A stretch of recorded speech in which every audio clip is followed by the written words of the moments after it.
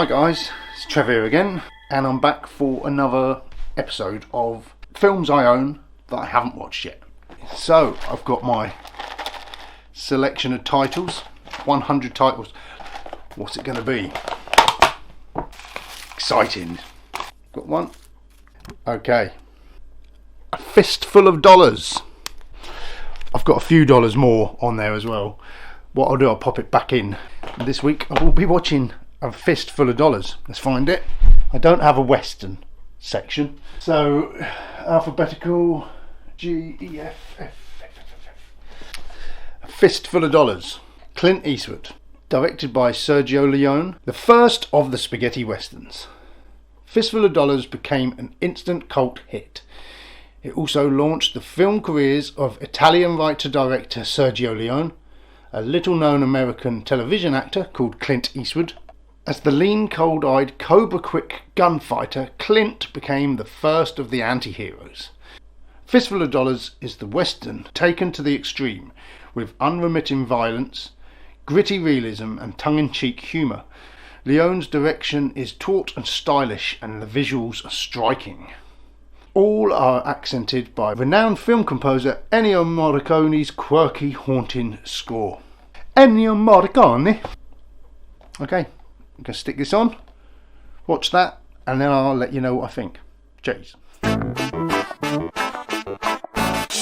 Okay, so I've just watched Fistful of Dollars.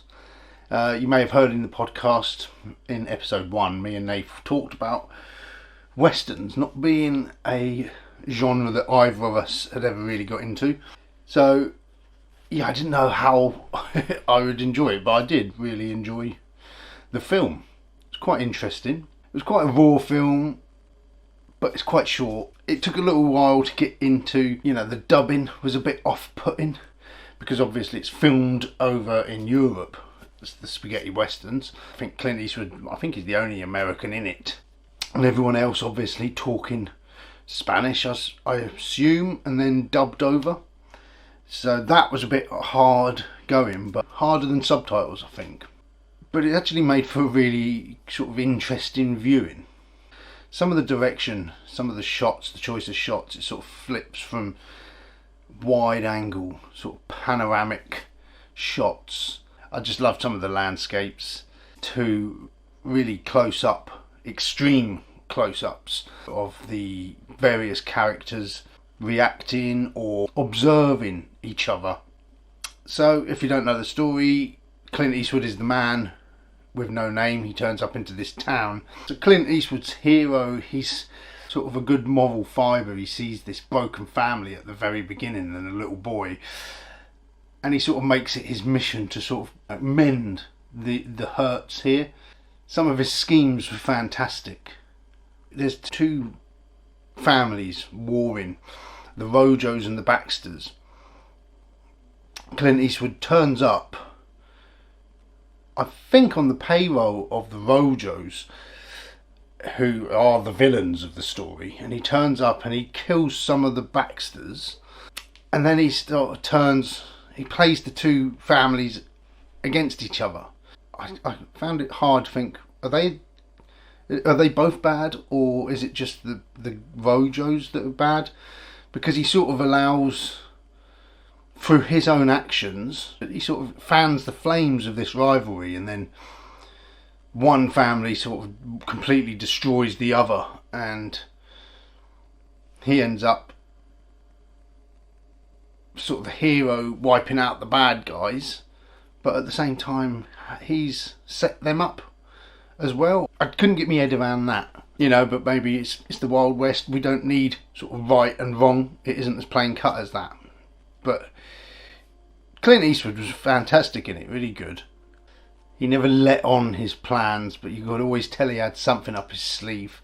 I quite enjoyed the relationship between him and the saloon owner, and there was humour throughout the film. There's quite a lot of humour in it. It's always touted as being one of those violent westerns. I haven't seen enough westerns to know what westerns were like before this.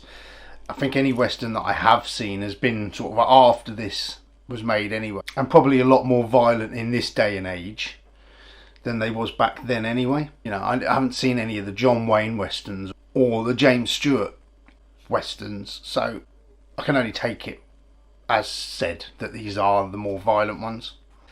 It had a real sort of authentic feel to it, and I suppose having, I guess, Spanish and Italians playing the roles of the Mexicans. I take it they're supposed to be Mexicans. It felt more authentic than when you see, I've seen clips of some westerns where it's Americans blacked up to play Indians, which is quite awful. And I mean, they still were doing that in the 80s, weren't they? So this had a lot more authentic feel, so you can see why they made such a big impression. Yeah, so the Fistful of Dollars, I think it was 1968 when it came out, so it was grittier, more violent, and it was at a time when American audiences were beginning to want to see more gritty and violent films. Bonnie and Clyde, Easy Riders, and films such as this all played a big role in sort of changing the landscape of cinema and ushering in the 70s, which was a dark, sort of gritty time for American cinema. Some of the horse chases I thought were quite good. You know, they really put these horses through the paces. The scene where there's a massacre with the machine gun and the horses are just falling left, right and centre, and it's quite impressive, isn't it? Stunt horses, and you just think, I hope no horses were hurt during the making of this movie. The theme tune as well, I've known it all my life, but I never really knew where it had come from.